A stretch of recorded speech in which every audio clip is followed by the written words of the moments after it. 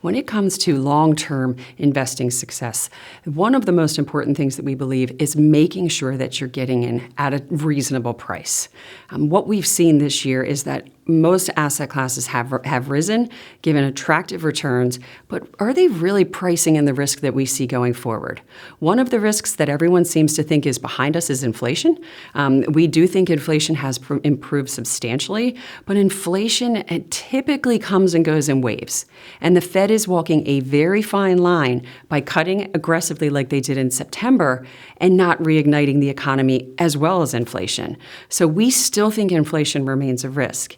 In that environment, we want to make sure that multiples in the equity market are reflecting that. And right now, we just think they're too stretched. We don't see the need we don't have that fear of missing out that some people do. We don't see the need to reach for those equity returns. We would rather be patient, sit with some cash on the sidelines so that we can put that to work.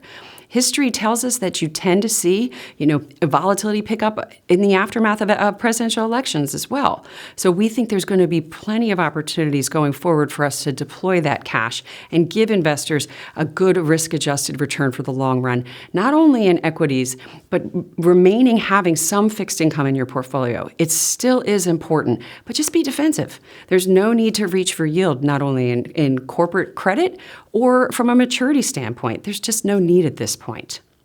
We'll continue to monitor the asset allocation. We'll continue to make changes. We'll continue to monitor the economy, what's going on from a Federal Reserve perspective. We'll keep you aware of any changes that we think are necessary for the portfolio. But at this time, we're just remaining very patient.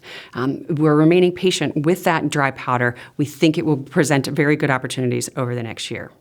I'd like to thank you for watching this today. The longer version of our write-up is also available on the website, and we welcome you and invite you to our regular Markets with Megan podcast. This is where we do more of a short-term, what's going on today, what's impacting the market, what's the economic data we got. Very short, quick podcasts that we do on a regular basis, and you can find these wherever you subscribe to your podcasts. Thank you.